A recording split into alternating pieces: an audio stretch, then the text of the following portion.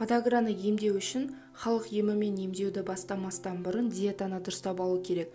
Себебі ағзамыздағы несеп қышқылдарының кристалдарының түзілуі біздің тамақтануымызға тікелей байланысты. Анығырақ айтқанда, подаграның пайда болуына пуриндердің әсері болуы мүмкін. Пуриндер жануарлар майында өте көп болады. Алкогольге тым жақын адамдарда бұл кеселге, яғни бұл ауруға душар болуы мүмкін. Ол ағзадағы ураттардың кристалдарының шығуына кедергі жасайды.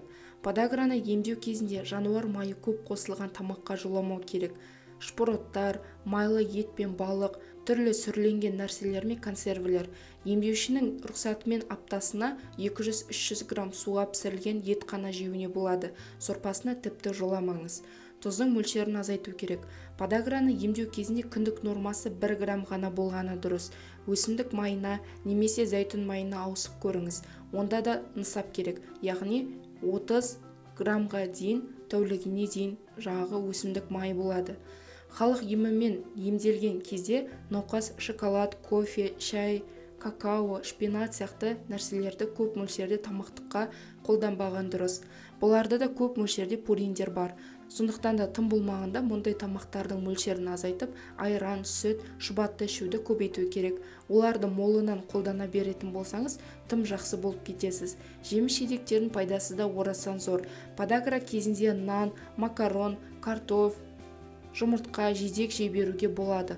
Өте көп пайдасы бар нәрсе қызанақ пен цитрустық жемістер, яғни апельсин, мандарин, грейпфрут деген сияқты, оларда пуриндер өте аз болады. Және де ескертетін бір жағдай, толық адамдарға ем кезінде төмендегі айтылған калориядағы диетаны сақтасада да аштыққа бой алдырмау керек. Аштық кезінде қандағы несеп қышқылының мөлшері көбейіп кетеді де, осы ауру асқына түседі. Сондықтан да калорияны дұрыс есептеуді білгеніміз дұрыс. Және де бірнеше халық емін қарастырып көрейік. Біріншісі, балық етінен жасалған компресс. Бұл әдіс өкше мүйізденіп кеткенде жақсы көмектеседі.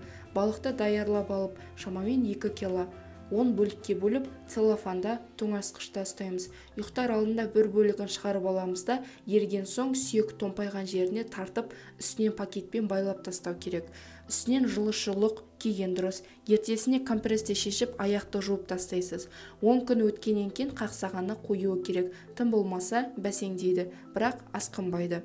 Аспирин дәрісінің көмегімен емдеу. Бұл әдіс подаградан сізді үзілді-кесілді емдемесе де қабынуға қарсы тұрып, жаныңызды тыныштандырады.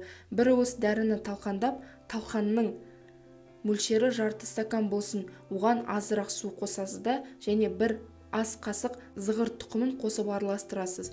Осылайша жасалған жақпа майды ауырған жеріңізге түн асыра тартып тастайсыз. Үстінен полиэтилен қойып, шүберекпен байлап тастайсыз. Әдетте ертесіне жеңілденіп қалғаныңызды байқайсыз.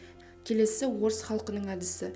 Тұздалмаған сары майды, яғни үйде жасалған, және спиртті бірдей мөлшерде аламыз. Яғни 50 грамм болса, 50 грамм спиртті бірдей мөлшерде аламыз. Сары майды табада көпіршіктенгенше қыздырып ерітеміз де, аса сақтықпен үстіне спирт құямыз.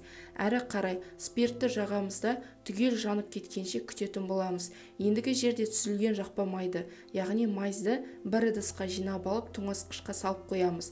Ауырған жеріңізге осы жақпа майды сіңдіре жағасыз. Жылы жерге жақын отырып жасағаныңыз дұрыс.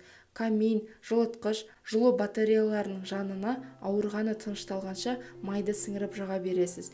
Және де пияз сорпасы немесе қайнатпасы. 2-3 пиязды қабығымен қоса тазалап жуғаннан кейін 1 литр су құйып отқа қоясыз. От тым қатты болмау керек. Пияз әбден жұмсарғанша қайнатасыз. Дайын болған сорпаны, яғни қайнатпаны сүзіп алып, күніне 1 стаканнан 3 рет тамақ алдында ішуіңіз керек. Емдеу мерзімі 10-15 күн болу керек. Бұл әдіс буындағы подагралық қақсауларды жақсы емдейді. Буын қақсай бастағанда осы әдісті 1-2 рет қайталаған дұрыс. Және де подаграны йодпен емдеу. Йод подаграны емдеудегі қолданылатын ежелден келе жатқан өте тиімді нәрсе. 10 мл йодты алып, оған 5 таблетка аспиринді ерітеміз. Нәтижесінде алынатын сұйықтығымыздың түсі мүлде түссізденіп кетеді. Осы сұйықтық суықтықпен ауырған бұйымдарды сылап тастаймыз. Үстіне жылы қолғап немесе шұлық киген дұрыс. Сол сияқты бұл ауруға аяққа жасалатын йод қосылған бұлау да өте пайдалы. 3 литр жылы суға 3 шай қасық ас содасы мен 9 тамшы йодты қосамыз. Және де мұқият үзбей жасалған мұндай бұлаулар тұздар жиналған буынды, яғни сүйекті томпақтарының кішіреюіне, кей жағдайда мүлде жоғалуына себеп болады. Бүгінге айтарым осы. Сіздермен бірге болған Гаухар. Соңына дейін қарағандарыңызға рахмет.